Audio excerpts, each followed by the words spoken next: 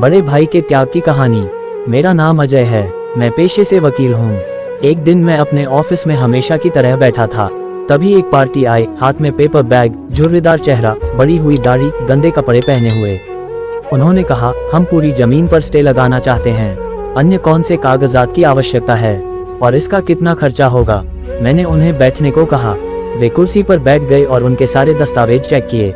जानकारी लेने के बाद आधा घंटा लग गया और मैंने उन्हें बताया, आपके मामले पर विचार करते हैं, आप ऐसा करें और 4 दिन बाद वापस आएं। 4 दिन बाद पार्टी फिर उसी स्थिति में आई। भाई के प्रति गुस्सा अब भी कम नहीं हुआ था। मैंने उन्हें बैठने को कहा और बात शुरू की। मैंने कहा, आपके दस्तावेज के अनुसार आपके माता पिता बचपन में ही गुजर गए थे। आपकी शिक्षा 9वीं पास है, छोटा भाई BA पास है और आपने अपने भाई की शिक्षा के लिए स्कूल छोड़ दिया। आपने खेती में मेहनत की, पत्थर फोड़े, गन्ने के खेत में काम किया, लेकिन भाई की शिक्षा के लिए पैसे की कमी नहीं आने दी। एक बार आपकी बहन खेत में गाय भैंस चरा रही थी। आपका भाई स्कूल से आया और भैंस के सींग से घायल हो गया। आप उसे कंधे पर उठाकर नजदीकी गांव में ले गए, जबकि आपकी उम्र भी ज्यादा नहीं थी। भाई ने BA किया है, आपने फिर भी कठिन मेहनत की। अचानक उसे किडनी की समस्या हो गई। बहुत सारे अस्पतालों में इलाज कराया, लेकिन कुछ असर नहीं हुआ। अंत में डॉक्टर ने किडनी निकालने को कहा।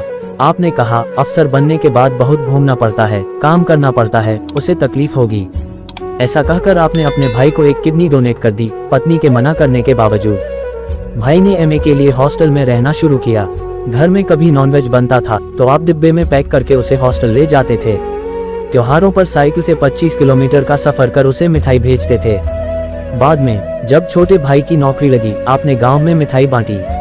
3 साल पहले उसकी शादी हुई, नौकरी भी मिली और शादी भी हो गई, लेकिन अब वह घर नहीं आता, पैसे भी नहीं भेजता।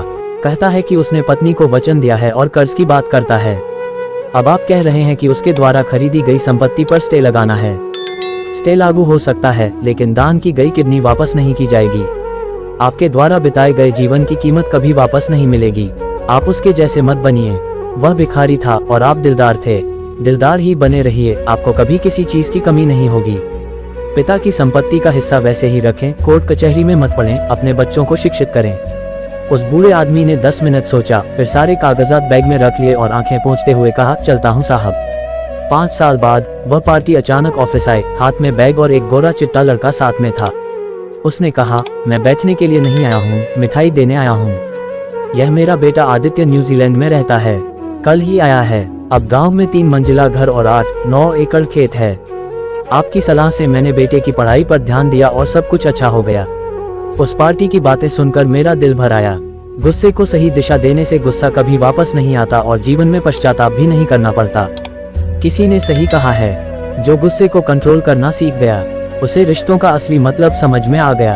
फ्रेंड्स, यदि आपको ये कहानी पसंद आई हो तो आप इसे शेयर कर सकते हैं। कृपया अपने कमेंट्स एंड लाइक के माध्यम से बताएं कि आपको ये कहानी कैसी लगी। नई पोस्ट की जानकारी के लिए कृपया सब्सक्राइब करें। धन्यवाद।